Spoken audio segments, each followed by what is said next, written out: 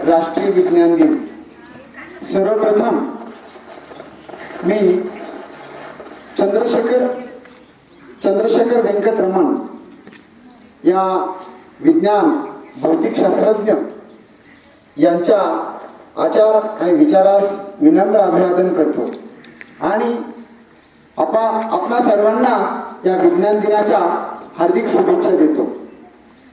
या ठिकाणी या राष्ट्रीय विज्ञान दिनानिमित्त आम्हा विज्ञान शिक्षकांचा गणेश विद्यालयातील सर्व माझ्या सहकारी वृंदांनी आमचा आदर सत्कार केला, त्याबद्दल मी त्यांचे आभार व्यक्त करतो।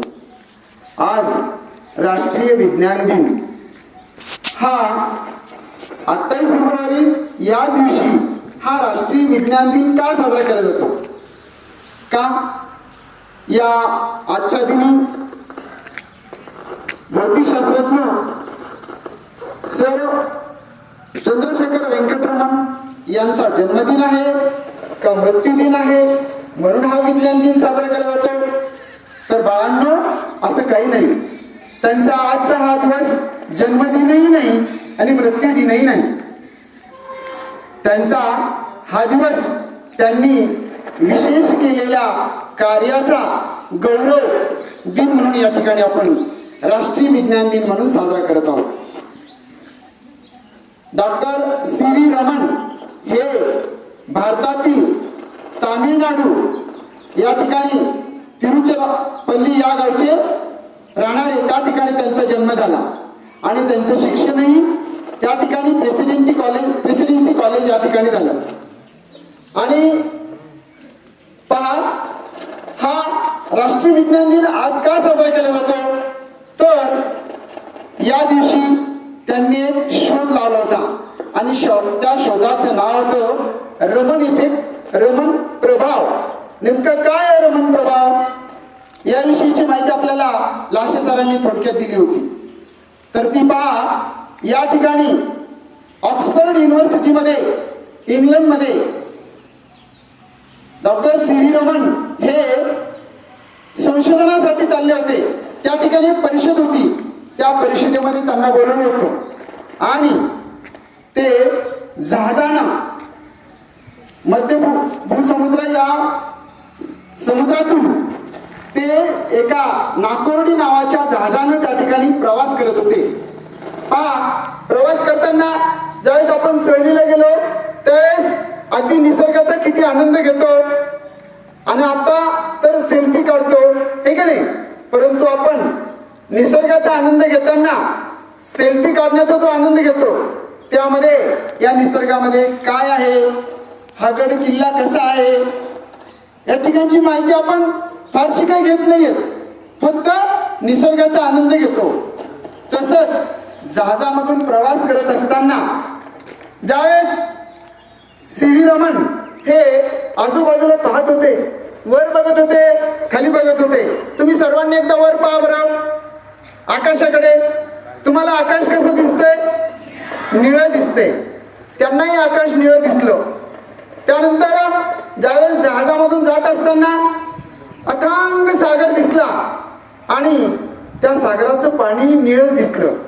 मग आकाश निळं का, सागर निळं का, असा प्रश्न त्यांच्या मनामध्ये पडला। मग पहिली अशी धारणा होती, एका शास्त्रज्ञाने शोध लावला होता, रॉली नावाचा एक शास्त्रज्ञ होता, त्यांनी असा शोध लावला होता, त्यांनी असं त्यांचे विचार व्यक्त केले होते की ज्यावेळेस आकाश निळं आहे, या निळ्या आकाशाची प्रतिमा या समुद्राच्या पाण्यात पडते आणि त्यामुळे समुद्र निळा दिसतो। परंतु त्यांना ते त्यांच्या मनाला काही पटत नव्हतं, यात नेमकं काहीतरी वेगळं आहे। समुद्राचा निळा रंग हा निळ्या आकाशामुळे नाही आणि निळ्या आकाशाचा रंग पण निळा का, असा प्रश्न त्यांना पडला। मग ज्यावेळेस ते जहाजावरून ऑक्सफर्ड युनिव्हर्सिटीला परिषदेला चालले होते, विज्ञान परिषद होती आणि त्या विज्ञान परिषदेला ते चालले होते, त्यावेळेस त्यांच्या बरोबर काही प्रयोगाचं साहित्य पण होतं आणि मग एक स्पेक्ट्रम म्हणजे प्रिझम होता त्यांच्या बरोबर आणि मग त्या प्रिझम मधून त्यांनी ज्यावेळेस समुद्राच्या पाण्याकडे बघितलं, त्यांनी त्यांच्या डोक्यात असा विचार केला, आपण निळं आकाश ही कल्पना बाजूला ठेवू. आणि मग प्रिझमच्या सहाय्याने ज्यावेळेस ते समुद्राकडे पाहत होते आणि त्यांच्या लक्षात आलं यातून निघणा, लासे सरांनी आपल्याला सांगितलं, ज्यावेळेस प्रकाशाचं परावर्तन होत असतं, अपवर्तन होत असतं, त्यासाठी काही पारदर्शक पदार्थ लागतात. तर ते पारदर्शक पदार्थ कोणते? मग हवा असेल, पाणी असेल, काच असेल. मग त्यांच्या असं लक्षात आलं, ज्यावेळेस सूर्यापासून निघणारे जे किरण आहेत ते पांढरे किरण, हे पांढरे किरण ज्यावेळेस या समुद्रामध्ये ते पडतात आणि समुद्रातलं जे पाणी आहे संयुग H2O, हे जे पाणी आहे, या पाण्यातले जे बारीक बारीक कण आहेत, या कणातून ज्यावेळेस हा सूर्याचा प्रकाश जातो, ज्यावेळेस या सूर्याचा प्रकाश जातो त्यावेळेस हा सूर्याच्या प्रकाशामध्ये एकूण 7 रंग आहेत. तानापी हिनी पाजा किंवा जातानाही पाणी पी, अशा प्रकारचं त्याचं शॉर्ट फॉर्म आहे. मग हे जे रंग आहेत, हे रंग या समुद्राच्या पाण्यातून, पाण्याच्या कणातून, द्रवातून जात असताना त्या ठिकाणी यामध्ये सर्वात जास्त जो प्रकाश विखुरला जातो तो प्रकाश असतो निळा. आणि मग या निळा प्रकाश, यामुळेच या समुद्राच्या पाण्याचा रंग निळा आहे. समुद्राचं पाणी आपल्याला निळं दिसतं. त्यावेळेस आकाश सुद्धा निळं का दिसतं? तर आकाशामध्ये जी काही, वातावरणामध्ये जी काही हवा आहे, वायू आहे, त्या वायूच्या कणातून ज्यावेळेस सूर्यप्रकाश या ठिकाणी त्या कणातून जात असतो आणि त्यावेळेस सुद्धा निळ्या रंगाचं पृथक्करण हे जास्त प्रमाणात होतं. अशा प्रकारचा रमण इफेक्ट नावाचा शोध 1921 साली त्याच्यावर त्यांचा प्रयोग सुरू होता, त्या जहाजातून जात असताना. त्यानंतर ते ज्यावेळेस परत भारतात आल्यानंतर परत त्यांनी संशोधनाला सुरुवात केली आणि संशोधन केल्यानंतर 1928 रोजी त्यांनी 28 फेब्रुवारी 1928 रोजी त्यांनी घोषणा केली, या प्रकाशाचं विखुरण होतं, विखरतो आणि विखुरल्यामुळे त्या ठिकाणाहून निळ्या रंगाचा जास्त प्रमाणात प्रकाश जास्त विखरतो. अशा प्रकारे दैनंदिन जीवनामध्ये सुद्धा ज्यावेळेस विज्ञानामध्ये भौतिकशास्त्र असेल, रसायनशास्त्र असेल, या ठिकाणी जे पदार्थ आहेत त्या पदार्थाचं घटकाचं पृथक्करण करण्यासाठी याचा उपयोग झाला. अशा प्रकारे व्यंकटरमण यांना 1930 रोजी भारत सरकारनं मग नोबेल पारितोषिक दिलं. तर हे नोबेल पारितोषिक भारतातलं सर्वात प्रथम CV व्यंकटरमण यांना मिळालं. आणि आशिया खंडामध्ये जो जगातला सर्वात मोठा खंड आहे तो आशिया खंड, या आशिया खंडामधले सर्वात पहिला व्यक्ती हा नोबेल पारितोषिक मिळवणार.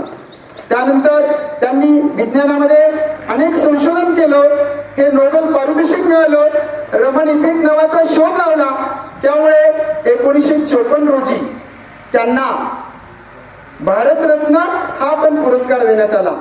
तर विज्ञान दिन का साजरा करायचा याचा काही उद्देश आहे, ते उद्देश मी आपल्या समोर मांडतोय.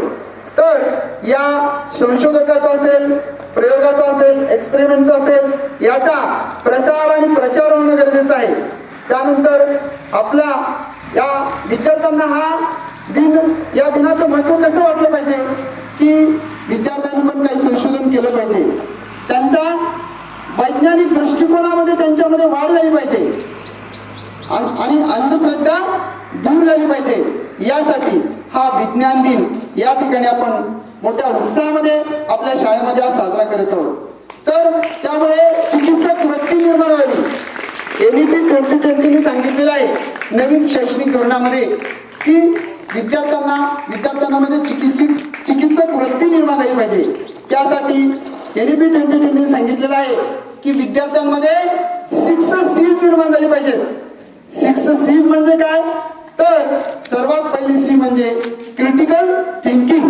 क्रिटिकल थिंकिंग केली तर तुमच्यामध्ये क्रिएटिव्हिटी निर्माण होईल, नवचैतन्य निर्माण होईल. नवचैतन्य निर्माण झालं तर तुमच्यामध्ये कोलॅबोरेशन होईल, म्हणजे देवाणघेवाण कम्युनिकेशन होईल, विचाराची देवाणघेवाण होईल. त्यानंतर तुमच्यामध्ये कंपॅशन निर्माण होईल आणि कंपॅशन निर्माण होऊन कॉन्फिडन्स निर्माण होईल.